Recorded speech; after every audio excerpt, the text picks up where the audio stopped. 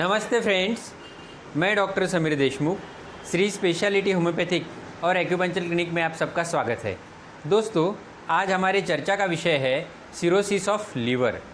चर्चा शुरू करने से पहले अगर अभी तक आपने मेरे चैनल को सब्सक्राइब नहीं किया है तो चैनल को ज़रूर सब्सक्राइब कीजिए और बेल आइकॉन को हिट करना ना भूलिए ताकि इसी तरह नए नए वीडियोज़ की अपडेट आपको लगातार मिलती रहे। दोस्तों, सिरोसिस ऑफ लीवर यानी हमारा लीवर किसी कारणवश डैमेज हो जाना और उसकी कार्यक्षमता कम होते ख़त्म हो जाना।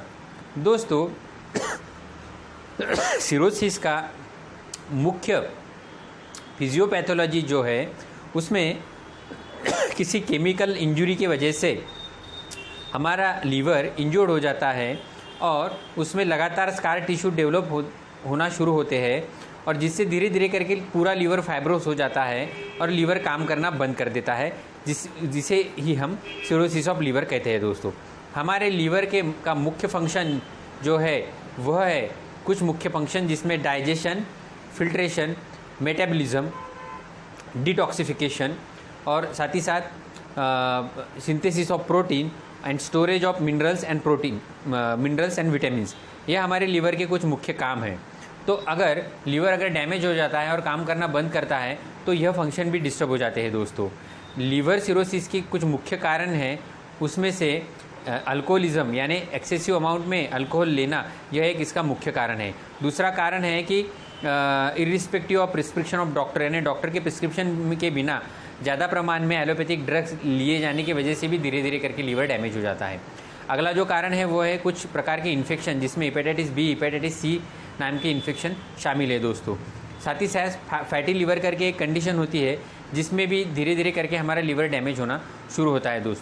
दोस्तों, सिरोसिस ऑफ लीवर यह कंडीशन हर एक एज में देखी जाती है, लेकिन ज़्यादातर के आफ्टर 30 यह कंडीशन ज़्यादा देखी जाती है। दोस्तों, और यह एक जानलेवा कंडीशन है, तो इसमें घर पे किसी प्रकार की चिकित्सा या उपचार करना उचित नहीं है। दोस्तों, इसमें जो मुख्य लक्षण हैं उसमें सबसे पहला जो लक्षण वो है क्रोनिक फटीग, यानी पेशेंट को बहुत थकावट महसूस होती है, पेशेंट की भूख कम हो जाती है, पेशेंट को नौशा वोमिटिंग के जैसे सिम्टम्स होते हैं, बदन पर ड्राई इचिंग शुरू हो जाती है, जॉन्डिस यानी पीलिया के लक्षण होते हैं जैसे हाथ पीले होना, आंखें पीली होना, पीली पेशाब होना, ऐसे भी लक्षण पेशेंट को आ सकते हैं। साथ ही साथ पेशेंट के पैर पर और एड़ी पर सूजन हो सकती है, पेशेंट का हीमोग्लोबिन लेवल कम हो सकता है, पेशेंट को आंतों में ब्लीडिंग होने के कारण पेशेंट को काले रंग की स्टूल्स भी पास हो सकते हैं। दोस्तों, साथ ही साथ पेशेंट में लीवर के रीजन में स्वेलिंग या पेट में दर्द भी बना रह सकता है। दोस्तों, साथ ही साथ मेल पेशेंट में गायनेकोमेस्टिया नाम का एक लक्षण आ सकता है।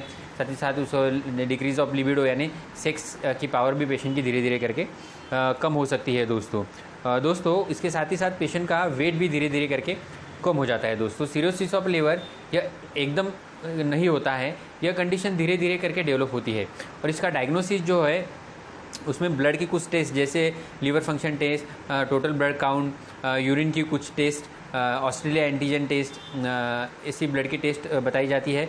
साथ ही साथ हम सोनोग्राफी ऑफ एब्डोमेन भी करवा सकते हैं और सिटी स्कैन ऑफ एब्डोमेन भी करवा सकते हैं। दोस्तों, इसमें अगर ये कंडीशन ज़्यादा प्रमाण में बढ़ जाती है तो इसमें ट्रांसप्लांट ऑफ लीवर यह एकमेव उपचार है दोस्तों, जिसकी वजह से हमारी जान बच सकती है। लेकिन अगर प्राइमरी कंडीशन में, माइल्ड या मॉडरेट कंडीशन में जहाँ पे लीवर खुद काम कर रहा है और खुद को बचाने की कोशिश कर सकता है और खुद को रीजनरेट कर सकता है, तो ऐसे कंडीशन में बहुत सारी होम्योपैथिक दवाई से लीवर फिर से रीजनरेट हो सकता है। तो यहाँ पे हम कुछ चंद उचित थेरापेटिक दवाई को ही चर्चा करेंगे। वैसे तो बहुत सारी दवाई बताई गई है और होम्योपैथी में सिम्टम्स बेसिस पे, सिम्टम सिमिलरिटी पे दवाई दी जाती है। दोस्तों, लेकिन यहाँ पे हम सिर्फ जानकारी लेने के लिए कुछ होम्योपैथिक दवाई की चर्चा करेंगे, जिसमें सबसे पहली जो होम्योपैथिक दवा है वो चेलिडोनियम मदर टिंचर है। यह मदर टिंचर बहुत ही अच्छा लीवर टॉनिक है जो 10-10 बूंद आधे कप पानी में दिन में 3 या 4 बार लगातार लेने से लीवर की ताकत बढ़ती है और धीरे धीरे करके लीवर खुद को रीजनरेट करता है। दोस्तों, अगला जो मदर टिंचर है वो है कार्डेस मरियंस क्यू। यह भी मदर टिंचर 10-10 बूंद दिन में 2 या 3 बार या 4 बार लगातार आधे कप पानी में लेने से लीवर धीरे धीरे करके खुद को रीजनरेट करना शुरू कर सकता है। ये दोनों मदर टिंचर हम एक साथ भी ले सकते हैं दोस्तों। अगली जो दवाई है वो है लाइकोपोडियम 30। यह दवाई बहुत ही अच्छी लीवर की दवाई है, जिसमें पेशेंट का एपेटाइट धीरे धीरे करके कम हो जाता है, पेशेंट को गैसेस बने रहते हैं, कॉन्स्टिपेशन रहता है, पेशेंट ऑब्स्टिनेट और डोमिनेटिंग नेचर का रहता है, पेशेंट को पानी की प्यास कम लगती है और पेशेंट को गर्मी से तकलीफ बढ़ती है दोस्तों। तो ऐसे कंडीशन में लाइकोपोडियम 30 यह दवाई इनफ्रिक्वेंटली दे के पेशेंट को धीरे धीरे करके आराम महसूस होता है दोस्तों। अगली जो दवाई है वो है नक्सोमिका 30। यह दवाई अल्कोहल से होने वाले लीवर डैमेज के लिए और केमिकल से या ड्रग से होने वाले लीवर डैमेज के लिए बहुत ही अच्छी दवाई है। यह दवाई 30 पोटेंसी में 4 से 5 ग्लोबुल 3 या 4 बार लगातार लेने से पेशेंट को धीरे धीरे करके आराम होता है दोस्तों। अगली जो दवाई है वो है नाइट्रम सल्फ 6x। यह दवाई एक बायोकेमिक रेमेडी है। यह दवाई हम अदर दवाई के साथ भी दे सकते हैं। यह दवाई जॉन्डिस जैसे कंडीशन के लिए बहुत ही उचित दवाई है, जिससे पेशेंट के पीलिया के लक्षण धीरे धीरे कम होते हैं, पेशेंट की भूख बढ़ती है, पेशेंट का स्टैमिना बढ़ता है और पेशेंट बहुत ही अच्छा महसूस करने लगता है दोस्तों। ये एक जानलेवा और क्रिटिकल कंडीशन है। इसके लिए आप आपके नज़दीकी होम्योपैथिक डॉक्टर से चिकित्सा का सलाह लेके ही ट्रीटमेंट कीजिए, या आप हमसे भी हमारे दिए गए व्हाट्सअप नंबर पर कांटेक्ट करके दवाई प्राप्त कर सकते हैं। हम आपकी पूरी केस लेके आपको कुरियर के द्वारा दवाई भेज सकते हैं दोस्तों। साथ ही साथ आपको अगर किसी और चीज़ के लिए सलाह चाहिए या कुछ क्वेश्चंस है तो वो भी आप हमारे व्हाट्सअप नंबर पे आप पूछ सकते हैं दोस्तों। मुझे आशा है कि आपको आज का ये टॉपिक ज़रूर पसंद आया होगा। मुझसे इसी तरह जुड़ने के लिए मेरे चैनल को ज़रूर सब्सक्राइब कीजिए, वीडियो को लाइक कीजिए और ज़्यादा से ज़्यादा लोगों को सब्सक्राइब शेयर करना मत भूलिएगा दोस्तों। Thank you very much. स्वस्थ रहिए, मस्त रहिए।